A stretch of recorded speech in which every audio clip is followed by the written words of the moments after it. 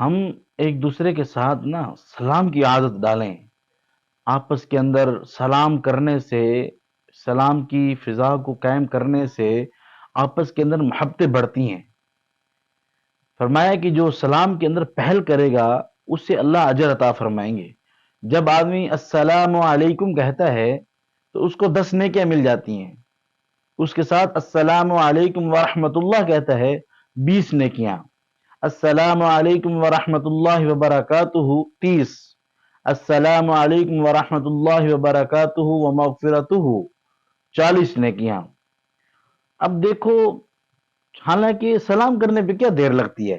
کوئی دیر بھی نہیں لگتی، کوئی زور بھی نہیں لگتا، کوئی پیسہ بھی نہیں لگتا. 2 سیکنڈ لگتے ہیں اور اجر کتنا؟ 40 نیکیاں.